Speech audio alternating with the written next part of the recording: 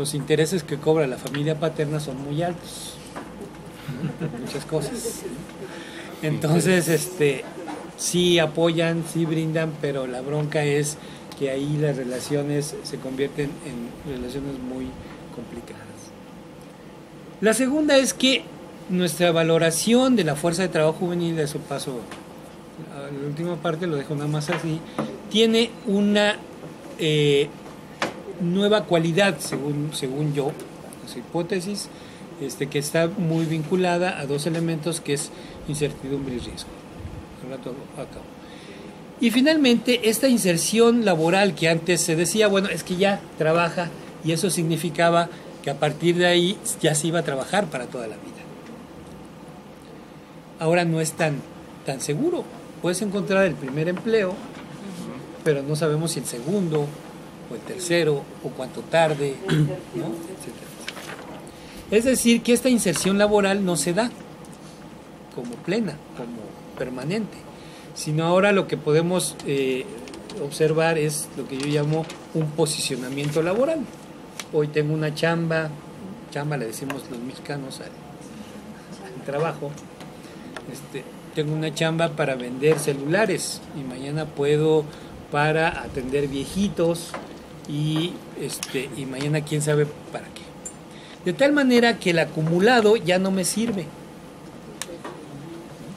Antes la acumulación era una forma también de incrementar el valor de la fuerza de trabajo. Ahora ya no.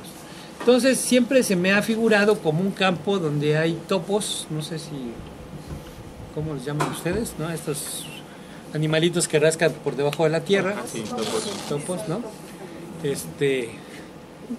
Que salen por acá y después salen por allá y después salen por allá, y entonces, digamos, las trayectorias laborales no tienen que ver unas con otras.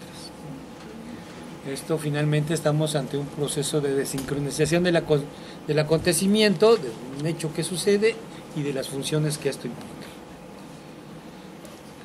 Finalmente, creo que, y por ahí viene la hipótesis que causó tanto revuelo en Guatemala, es que esta fuerza de trabajo juvenil tiene un elemento central, que es su cuerpo. Su cuerpo es precisamente algo que lo hace valer en este mercado, en estos mercados de trabajo. Pero el cuerpo juvenil se convierte precisamente, nos criticarían mucho los clásicos, pero es el elemento central de plusvalía. El elemento central de plusvalía en la teoría marxista quiere decir el plusvalor se genera, ¿no?, por el trabajo, en términos sencillos, para no meterlos en broncas, por el trabajo no pagado, ¿no? Entonces, este trabajo no pagado creo que está fundamentalmente vinculado al cuerpo juvenil. En tres mercados que encuentro de trabajo particulares. Uno es el tradicional,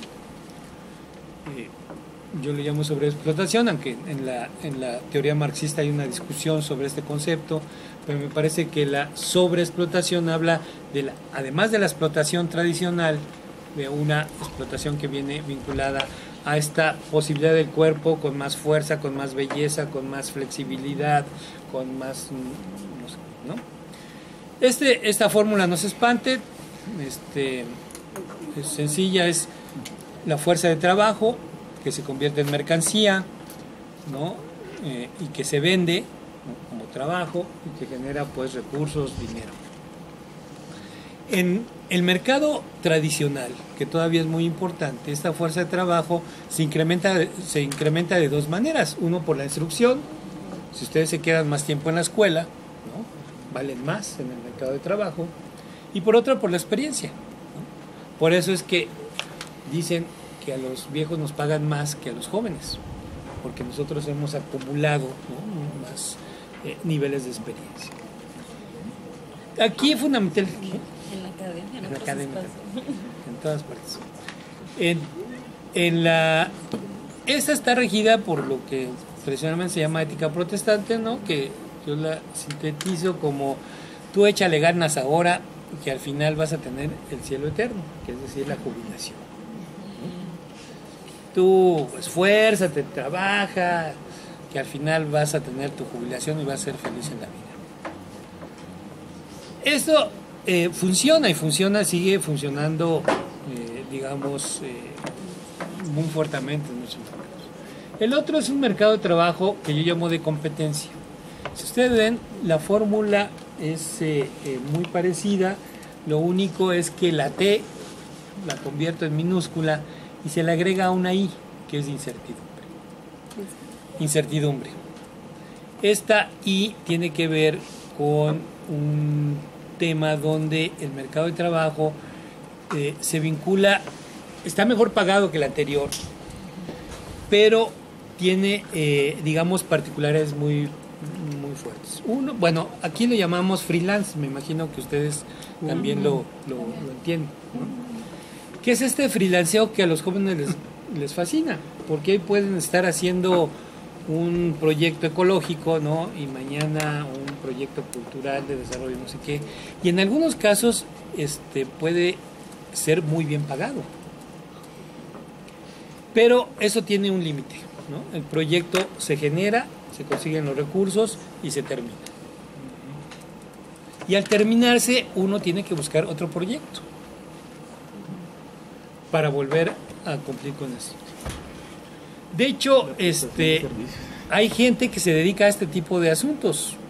Yo siempre digo, mi hermano es uno de ellos. Mi hermano tiene que hacer 10 proyectos porque cuando compite sabe que le van a aprobar 1 o 2.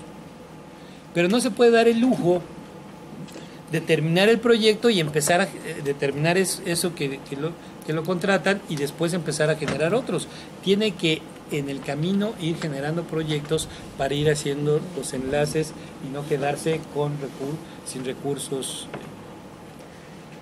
Ahí es muy importante por una parte la individualidad, aunque generalmente se trabaja mucho en equipo, pero uno nunca sabe si esos con los que está trabajando ahora van a ser los competidores en el próximo proyecto. Entonces, ahí hay muchas transacciones más que relaciones. En el anterior las relaciones son muy importantes. Si trabajas 10 años con unas personas, pues al final hasta compadre lo haces, ¿no? Llevas tus hijos al bautizo. Aquí, como las relaciones son tan cortas, es muy limitado. Y entonces todo es a corto plazo, ¿no? Mientras dura el proyecto, no se generan en muchos casos las confianzas debidas ni los compromisos adecuados. Ese es un mercado que a modo de ver es muy juvenil, porque a los jóvenes les gusta pasar de uno a otro muy permanentemente, ¿no? El problema es que este es un trabajo a corto plazo y los que están vinculados ahí, yo me pregunto, ¿y quién los va a cuidar cuando sean viejos? ¿No? ¿Cómo se van a cuidar? Pues. Y finalmente, el último mercado de trabajo, ¿no? Es que esa fuerza de trabajo producida mercancía y donde el trabajo se vuelve también poco relevante.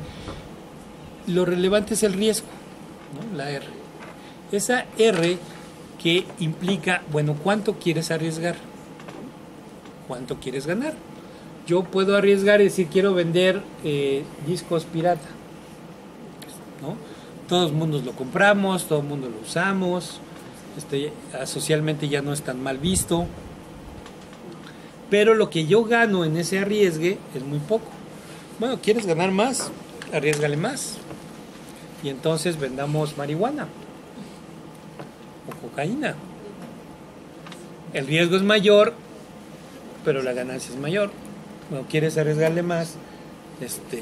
Entonces vende armas o trafica personas.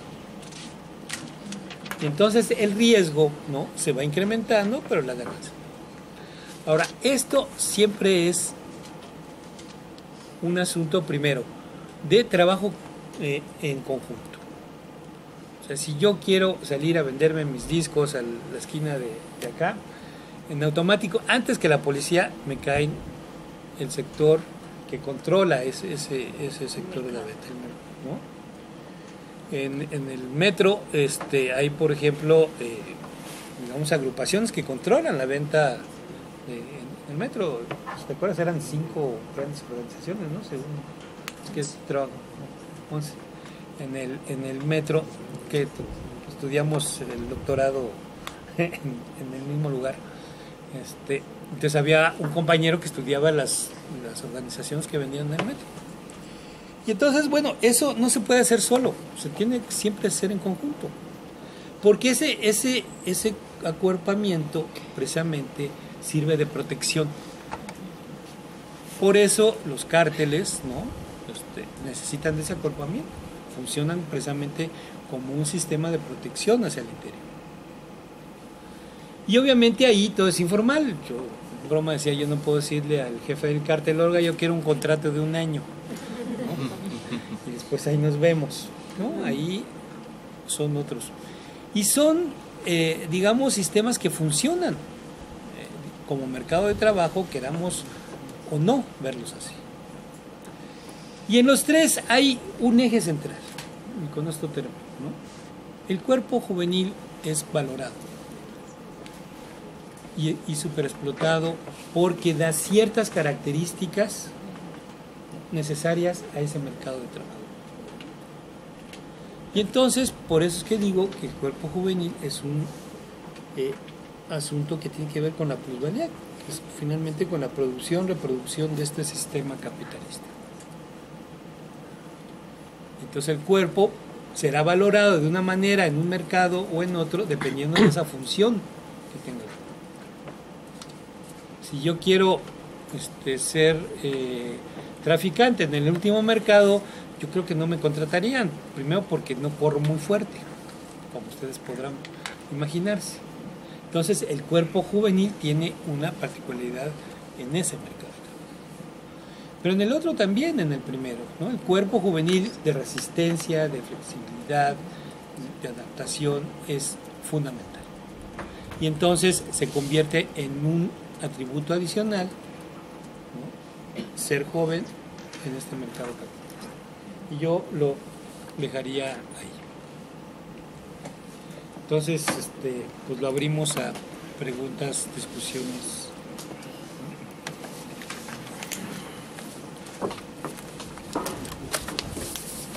¿Abrimos? Sí. Bueno, primero agradecerles porque fue muy ilustrativo cómo están haciendo cosas, que es un discurso nuevo que no les conocemos. Casi no hablamos mucho entre nuestras investigaciones. Pero hay algunos apuntes que hice que me gustaría, los manejo a manera de duda y también con el propósito de hacer un posicionamiento en torno a la concepción de juventud y de cuerpo. En principio me saltó mucho esto de cómo llevar el cuerpo más allá de la materialidad o de la materialización, porque el cuerpo, es materia a fin de cuentas. Y en esos términos, a menos que empecemos a ser etéreos, veo difícil cómo enlazar ese principio. Y también cuando dicen, pensamos a los jóvenes como niños asexuados, como un ejemplo de lo que veces pensamos, concebimos, quiénes, cómo, dónde, porque al decir esto estamos haciendo una reproducción del mismo sistema hegemónico, del arbitrario hegemónico que están haciendo ustedes crítica. Pero además de ello, hay una acotación al hablar de este sistema binario mujer-hombre, joven-adulto, que me parece que está abordando Menarit, que no me parece mal la relación, que incluso alguna vez ya la habíamos platicado. Pero el problema está en que en la misma idea de hablar de contexto situado hace una diferenciación fundamental. Como bien apuntó José Antonio, creo que una muy buena tesis, que de hecho hay un conjunto de lecturas de las cuales se hizo ahora alusión, que es el texto de las teorías de los clásicos de los jóvenes, el texto verde, que ojalá se pueda reeditar, porque ahí está Mida, ahí están todas estas lecturas que sería muy bueno para una buena discusión al respecto. Pero bueno, al respecto, la juventud es una construcción que sucede propiamente a partir de, si quieren, de la revolución industrial, que se alimenta de la segunda mitad del siglo XX, a partir del boom de la revolución sexual, de los movimientos juveniles, del hipismo, y de un conjunto de elementos que le dan sentido a lo que hoy se entiende como la juventud en Occidente de manera hegemónica, y que por tanto esa consideración a propósito de las prácticas, la construcción discursiva en torno al cuerpo, es vista desde ese punto de vista, por lo cual la relación de adulto joven está prácticamente ubicada en un contexto situado en Occidente propia de una discusión contemporánea, mientras que hablar de la relación binaria hombre-mujer es una condición dada. Entonces ahí hay un acotamiento epistémico que tendría que ser revisado para que tenga sentido la formulación que estás vertiendo. Y nada, esto de los sistemas clasificatorios que han construido arbitrarios hegemónicos, no sé, me resulta justamente a partir de la última participación que hizo Mauricio cuando hizo alusión a Saussure a través de significado significante, que también puede ser visto como figura acústica. Esta relación en donde el significado es un constructo dado y el significante es una consideración propia del objeto, que es la figura acústica. La mesa es mesa porque le damos sentido a la mesa, pero si le decimos tabla o tábola ya no cambia el significado, pero sí el significante. En esos mismos términos, cómo el cuerpo tiene esa relación de cambio, cómo se modifica, porque la mención que hiciste no es un par. Bueno, si cuerpo no es un par en términos de significado significante, como está vista en esta relación de figura acústica y significado, ¿cómo no lo es? ¿O cómo lo es, más bien? Hacemos una ronda y preguntas. No. Profesor, usted en su libro Teoría sobre la Juventud, por ahí menciona sobre algo que dijo Marx desde los principios de la industria, ¿cierto? Y cómo se ha tratado de manejar el concepto de la educación hasta ahora y se rescata de alguna manera que él está como a favor de hacer una especie de sustitución de esto de la educación hacia un proceso más de desarrollo humano, ¿sí? ¿Cree usted que de alguna manera se ha dado ese proceso